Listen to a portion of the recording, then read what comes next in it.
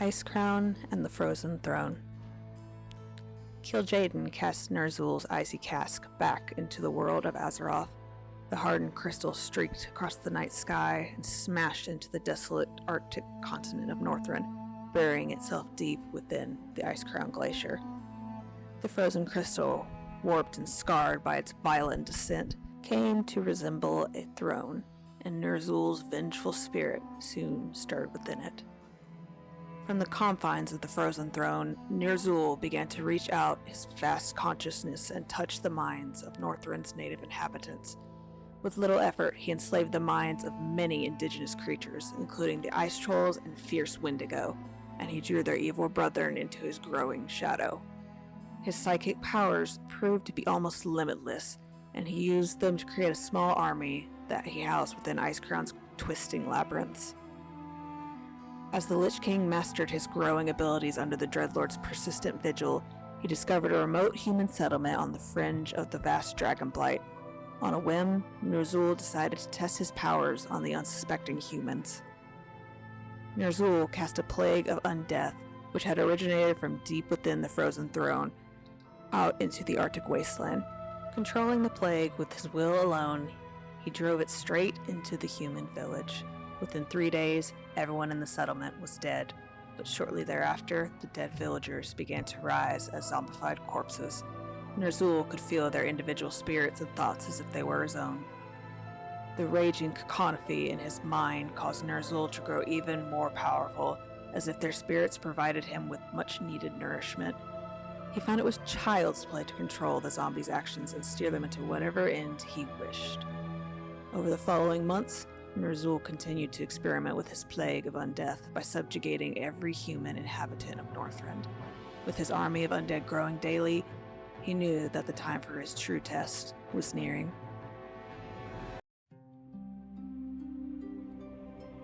The World Tree and the Emerald Dream. For many years, the Night Elves worked tirelessly to rebuild what they could of their ancient homeland. Leaving their broken temples and roads to be overgrown, they constructed their new homes amidst the verdant trees and shadowed hills at Hyjal's base. In time, the dragons that had survived the Great Sundering came forth from their secret abodes. Alexstrasza the Red, Ysera the Green, and Nozdormu the Bronze descended upon the druids' tranquil glades and surveyed the fruits of the Night Elves' labors. Malfurion, who had become an archdruid of immense power, greeted the mighty dragons and told them about the creation of the new Well of Eternity. The great dragons were alarmed to hear the dark news and speculated that as long as the well remained, the Legion might one day return and assault the world once again. Malfurion and the 3 dragons made a pact to keep the well safe and ensure that the agents of the Burning Legion would never find their way back into the world. Alexstrasza, the Lifebinder, placed a single enchanted acorn within the heart of the Well of Eternity. The acorn, activated by the potent magical waters, sprung to life as a colossal tree.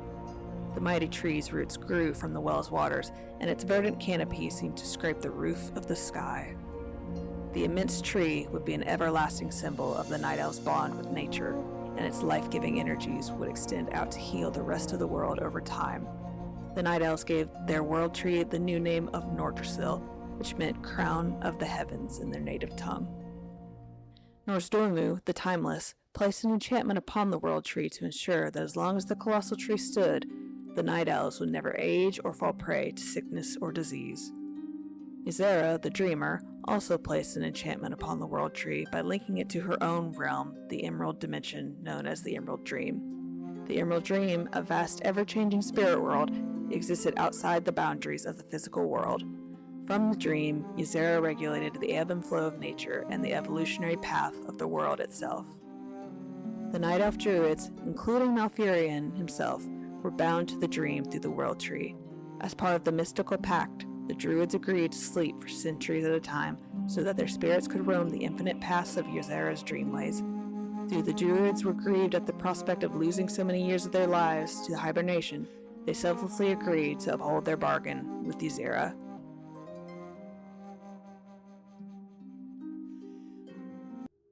Sargeras and the Betrayal. Over time, demonic entities made their way into the Titans' worlds from the twisting nether, and the Pantheon elected its greatest warrior, Sargeras, to act as its first line of defense. A noble giant of molten bronze, Sargeras carried out his duties for countless millennia, seeking out and destroying these demons wherever he could find them. Although Sargeras' nearly limitless powers made short work of the shambling demons he found throughout the Great Dark, he was greatly troubled by the creature's corruption of all-consuming evil. Incapable of fathoming such depravity, the Great Titan began to slip into a brooding depression. Despite his growing unease, Sargeras rid the universe of demonic entities by trapping them within a corner of the twisting nether. While his confusion and misery deepened, Sargeras was forced to contend with a particularly insidious group intent on disrupting the Titan's order, the Nathrezim. This dark race of vampiric demons, also known as Dreadlords, conquered a number of populated worlds by possessing their inhabitants and turning them to the shadow. The nefarious, scheming demon lords turned whole nations against one another by manipulating them into unthinking hatred and mistrust. Sargeras defeated the Nathrezim easily, but their corruption affected him deeply. As doubt and despair overwhelmed Sargeras' senses, he lost all faith not only to his mission, but also in the Titan's vision of an ordered universe. Eventually, he came to believe that the concept of order itself was folly, and that chaos and depravity were the only absolutes within the dark, lonely universe. His fellow Titans tried to persuade him of his error and calm his raging emotions, but he disregarded their more optimistic beliefs as self-serving delusions. Storming from their ranks forever, Sargeras set out to find his own place in the universe. Although the Pantheon was sorrowful at his departure, the Titans could never have predicted how far their lost brother would go. By the time Sargeras' madness had consumed the last vestiges of his valiant spirit, he believed that the Titans themselves were responsible for creation's failure. Deciding at last to undo their works throughout the universe, he resolved to form an unstoppable army that would set the physical universe aflame. Even Sargeras' titanic form became distorted from the corruption that plagued his once noble heart.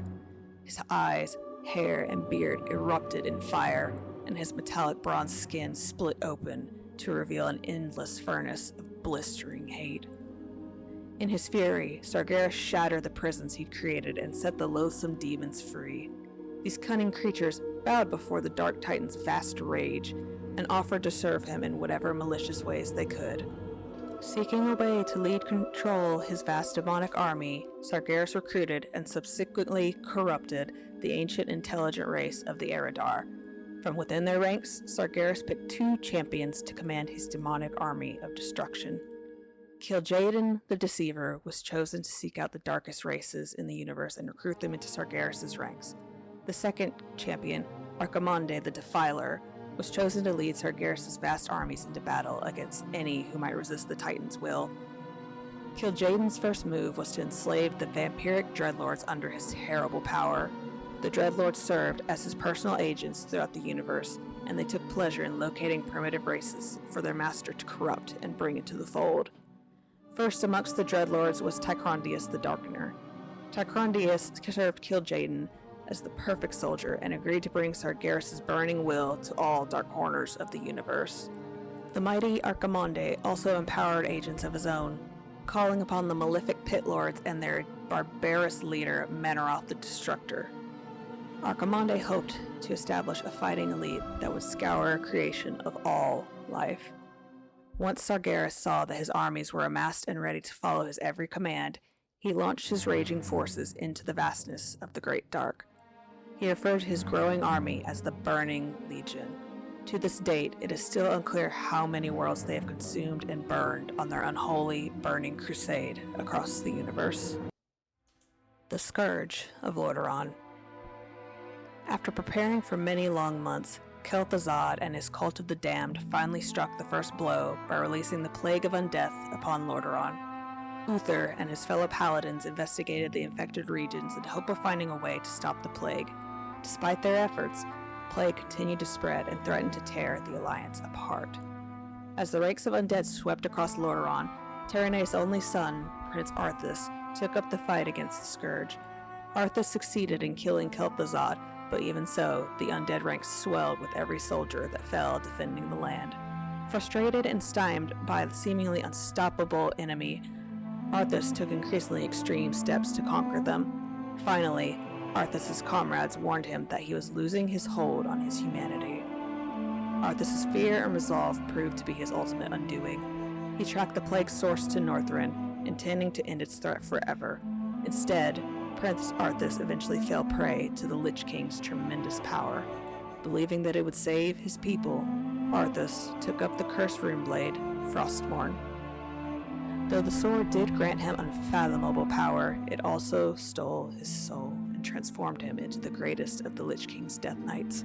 With his soul cast aside and his sanity shattered, Arthas led the Scourge against his own kingdom. Ultimately, Arthas murdered his own father, King Tyranneus, and crushed Dalaran under the Lich King's iron heel.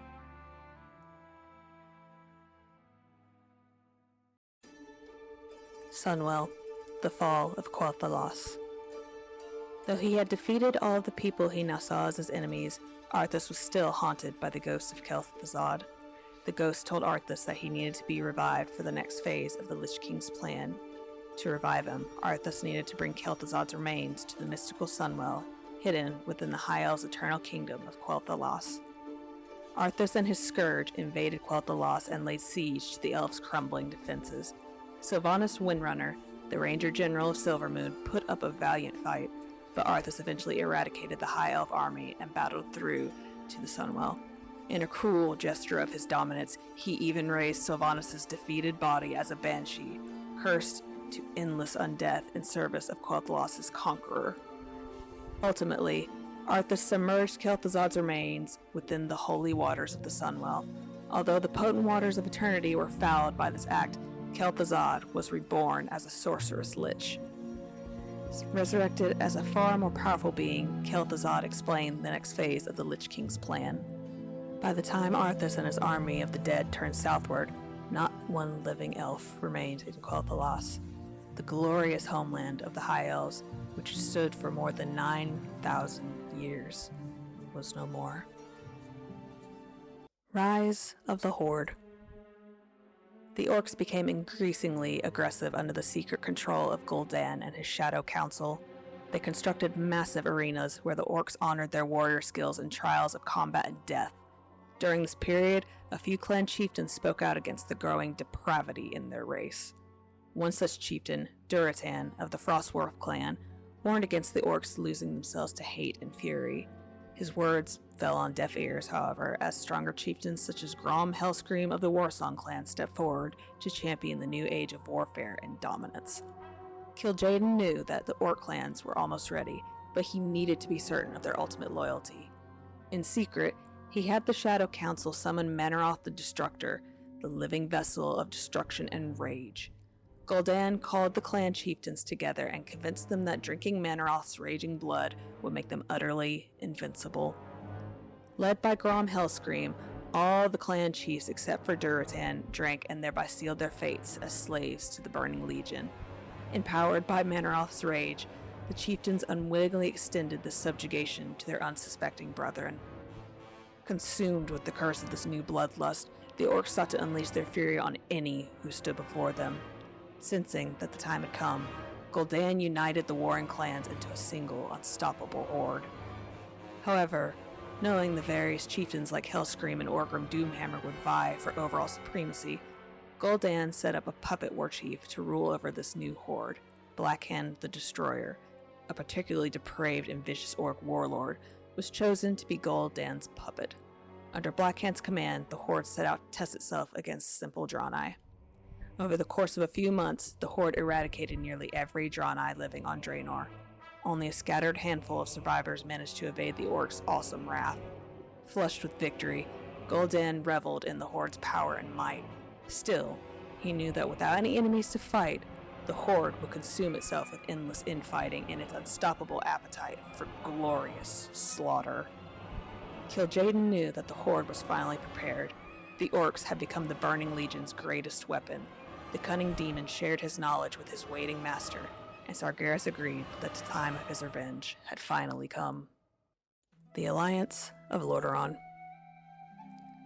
Lord Lothar rallied the remnants of Azeroth's armies after the defeat at Stormwind Keep. and then launched a massive exodus across the sea to the northern kingdom of Lordaeron. Convinced that the Horde would overcome all of humanity if left unchecked, the leaders of the 7 human nations met and agreed to unite in what will become known as the Alliance of Lordaeron.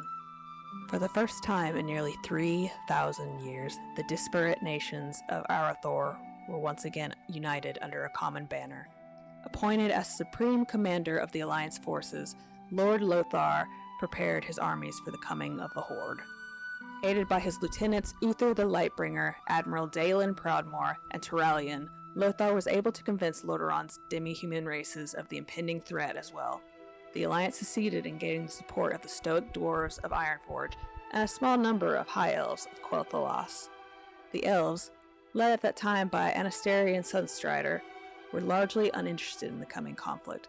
However, they were duty-bound to aid Lothar because he was the last descendant of the Arathi bloodline, which had aided the elves in ages past.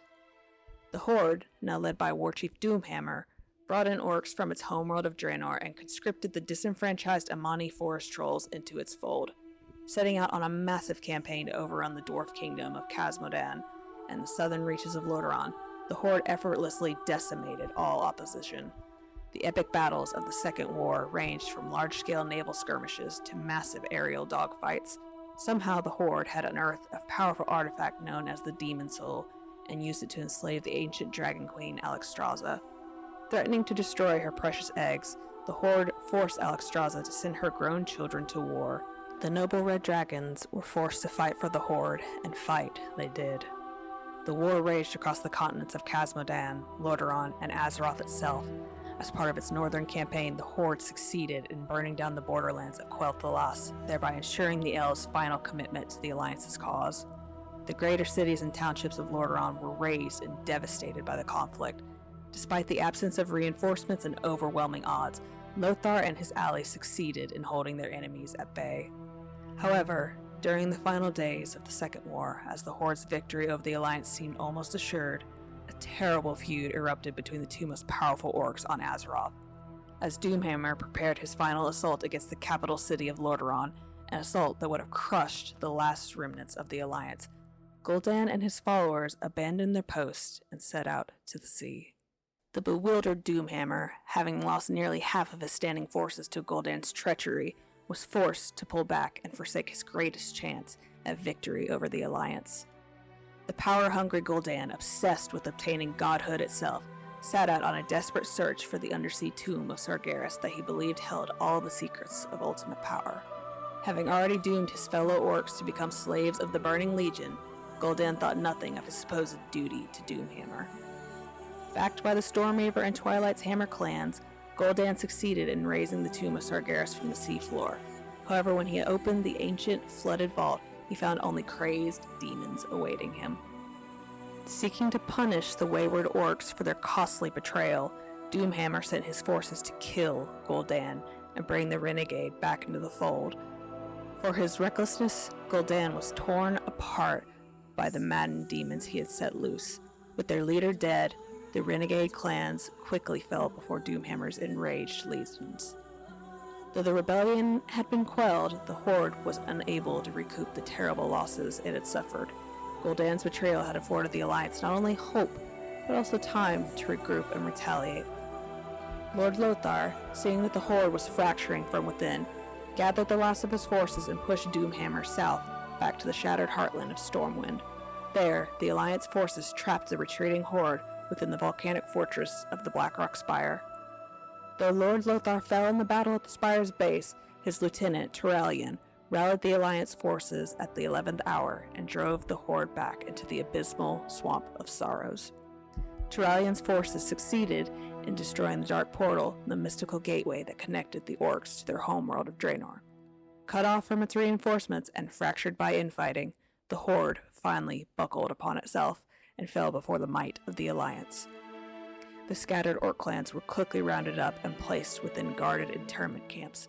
Though it seemed that the Horde had been defeated for good, some remained highly skeptical that peace would last.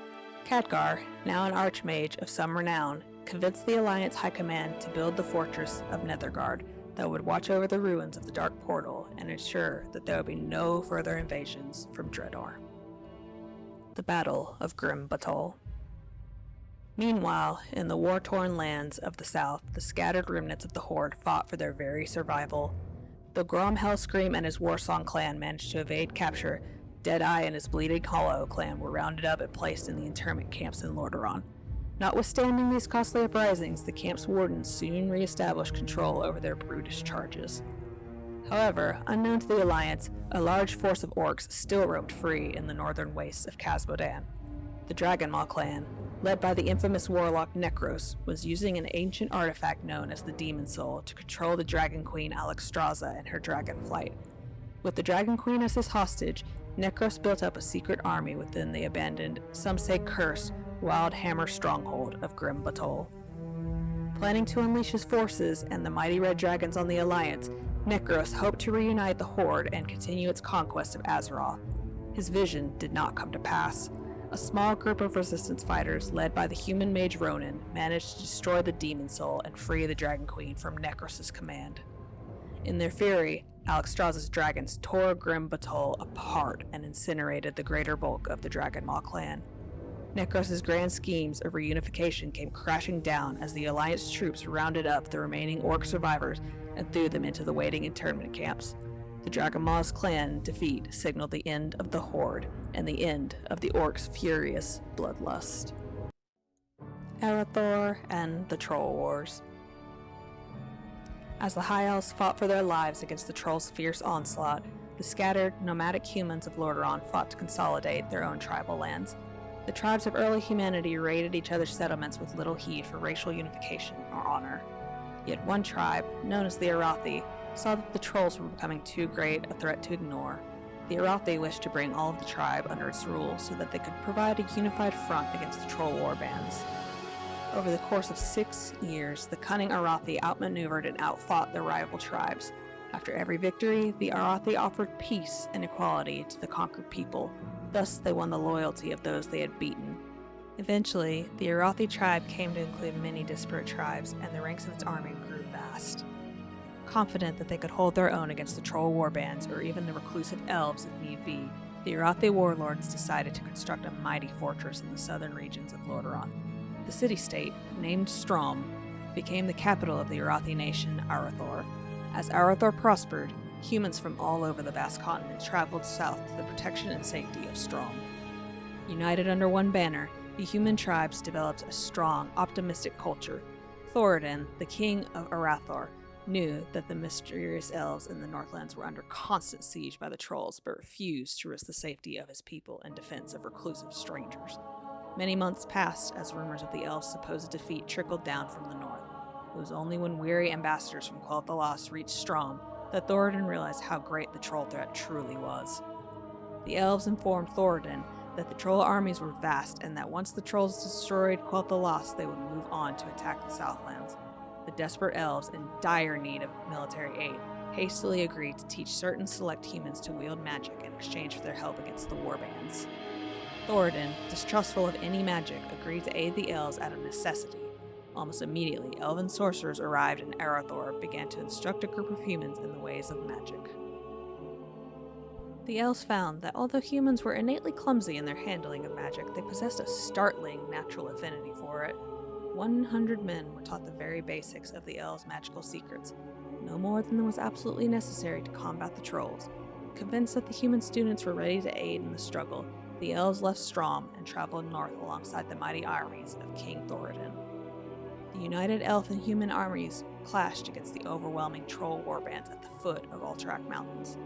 The battle lasted for many days, but the unflagging armies of Arathor never tired or gave an inch of ground before the Troll onslaught. The elven lords deemed that the time had come to release the powers of their magic upon the enemy. 100 human magi and a multitude of elven sorcerers called down the fury of the heavens and set the Troll armies ablaze. The elemental fires prevented the Trolls from regenerating their wounds and burned their tortured forms from the inside out. As the Troll armies broke and attempted to flee, Thoradin's armies ran them down and slaughtered every last one of their soldiers. The Trolls would never fully recover from their defeat, and history would never see the Trolls rise as one nation again. Assured that Quel'Tha Lost was safe from destruction, the elves made a pledge of loyalty and friendship to the nation of Arathor and to the bloodline of its king, Thoradin. human and elves would nurture peaceful relations for ages to come. Exile of the High Elves. As the centuries passed, the Night Elves' new society grew strong and expanded throughout the budding forest that they had came to call Ashenvale. Many of the creatures and species that were abundant before the Great Sundering, such as furbolgs and quillboars, reappeared and flourished in the land. Under the Druids' benevolent leadership, the Night Elves enjoyed an era of unprecedented peace and tranquility under the stars. However, many of the original Highborn survivors grew restless. Like Illidan before them, they fell victim to the withdrawal that came from the loss of their coveted magics. They were tempted to tap the energies of the Well of Eternity and exult in their magical practices. Dothramar, the brash, outspoken leader of the Highborn, began to mock the Druids publicly, calling them cowards for refusing to wield the magic that he said was theirs by right. Malfurion and the Druids dismissed Dothramar's arguments and warned the Highborn that any use of magic will be punishable by death. And in an insolent and ill-fated attempt to convince the Druids to rescind their law, Dothramar and his followers unleashed a terrible magical storm upon Ashenvale. The Druids could not bring themselves to put so many of their kin to death, so they decided to exile the reckless Highborn from their lands. Dothramar and his followers, glad to be rid of their conservative cousins at last, ordered a number of specially crafted ships and set sail upon the seas. Though none of them knew what awaited them beyond the waters of the raging maelstrom, they were eager to establish their own homeland where they could practice their coveted magics with impunity. The Highborn, or Quel'Dorai, as Ashara had named them in ages past, would eventually set shore upon the eastern land men would call Lordaeron. They planned to build their own magical kingdom, Quel'Thalas, and reject the Night Elves' precepts of moon worship and nocturnal activity. Forever after, they would embrace the sun and be known only as the High Elves.